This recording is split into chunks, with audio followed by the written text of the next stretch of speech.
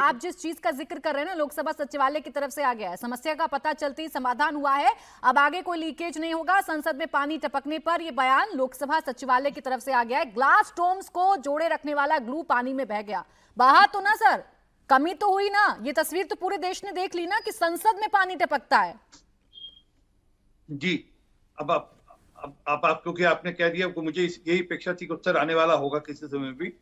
देखिए, अगर कहीं ग्लास डोम में कहीं जैसे दो जोड़ लगते हैं, उसमें बीच में कहीं कुछ गर्मी के, इस पर गर्मी ज्यादा होने के कारण से इसके अंदर कहीं क्रैक आ गया, और जो जोड़ है इस जोड़ के अंदर कभी मौसम को दोष देंगे, अरे कभी दूसरी सरकारों को दोष देंगे। अपनी अपनी जिम्मेदारी आप सभी नेता अगर संभाल लें तो ये इस पानी पर या बारिश पर, तबाही पर मुझे चर्चा करने की जरूरत पड़े ही ना। आप निवान जी के पास जा रही हूँ, फिर सीधा तहसीन पूनावाला जी आपके पास आऊंगी।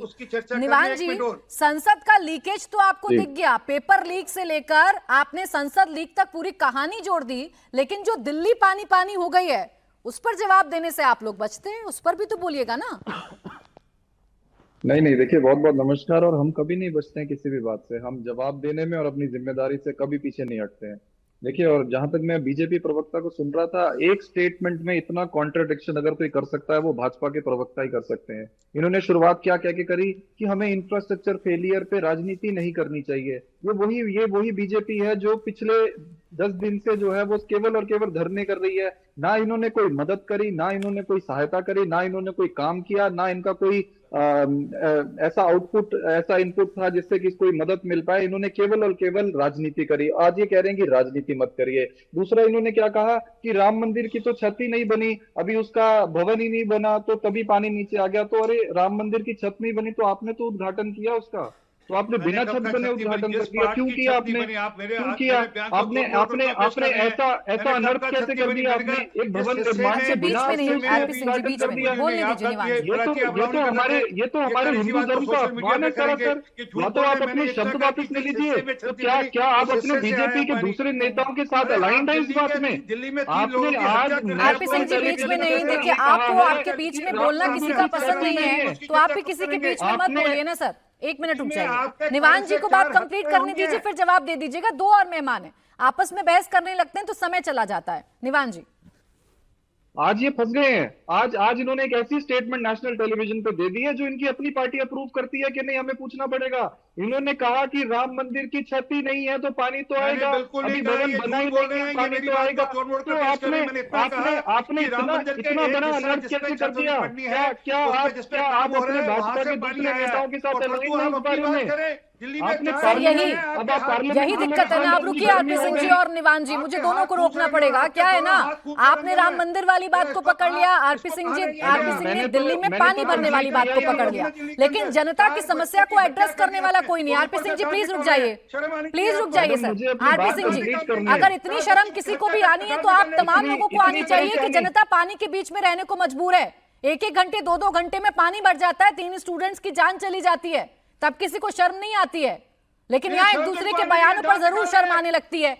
निवान जी जवाब दीजिए, जवाब दीजिए ना मुझे। दिल्ली में पानी भरने की समस्या दूर क्यों नहीं कर पाते हैं आप लोग? अब तो एमसीडी है ना आपके पास। देखिए किस तरह से भाजपा प्रवक्ता ने हमें गुमराह करने की कोशिश करी, आपके सबके सामने है, लेकिन हम उसमें नहीं जाएंगे। इन्होंने संसद भवन ऐसा बनाया है जो पहली बारिश में जिसमें लीकेज होने लग गई है। ये वो पार्टी है जो चंदा लेती है, इलेक्टोरल बॉन्ड से चंदा लेते हैं ये और टेंडर देते हैं, इसी वजह से लीकेजेस होती हैं। ये सारा का सारा पैसा जो बह रहा है वो भ्रष्टाचार में बह रहा है, इसी वजह से सब भवनों में लीकेज हो रही है, ये क्लियर है। और जहां तक दिल्ली की बात है, जितना शर्मनाक है, दिल्ली में पानी भरना भी तो उतना ही शर्मनाक है ना। एक लाइन उस पर भी तो बोलिएगा ना।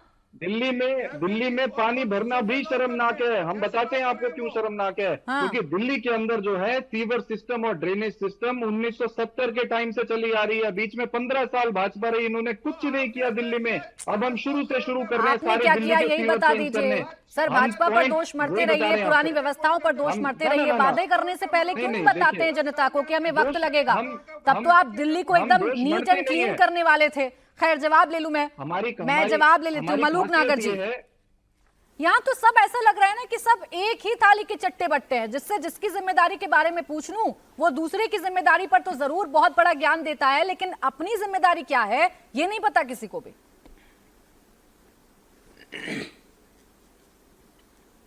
जी देखिए, देश की संसद में अगर पानी टपकता है और पूरी अगर बिल्डिंग के बनाने के प्रोसेस को देखेंगे और समझेंगे और टाइम बाउंड पीरियड में अगर कोई बिल्डिंग बनती है तो जाहिर सी बात है कि एक पूरा साल लगता है टेस्ट होके अगले साल में जब जाएगी तो छोटी मोटी जो रिपेयर है वो होगी। लेकिन प्रश्न ये हुआ है कि बिल्डिंग टपकी और कमी कहीं ना कहीं थी, तो जो कॉन्ट्रैक्टर था 100% उसकी जवाबदेही बनती है। और जो लोकसभा का जो सचिवालय है वो इसको मुझे तो लगता है संज्ञान लेगा और उस पर कार्रवाई भी होगी और तमाम उपाय अपनाए जाएंगे जिससे भविष्य में आगे ये ना टपके। दूसरा, दिल्ली में ही वो है, वहां जान गई है। कोई कह रहे हैं 3 लोग मरे, कोई कह रहे हैं 4 लोग मरे, कोई कह रहे हैं 5 लोग मरे, ये भी नहीं पता कितने लोग मरे हैं। तो उस दिल्ली में 2 सरकारें हैं, एक एमसीडी की है और एक सरकार पूरी है जिसके मुख्यमंत्री माननीय केजरीवाल जी हैं। और दोनों जगह आप पार्टी की सरकार है, एमसीडी में भी और दूसरी भी। तो जहां लोग मर गए उसकी जिम्मेदारी लेने के बजाय जहां कहीं पानी टपक रहा है उस पे लोग जाते हैं और उस पे चर्चा करते हैं, उस पे घेरने की कोशिश करते हैं और प्राची जी जो आपने कहा एक दूसरे पे डालने की कोशिश करते हैं।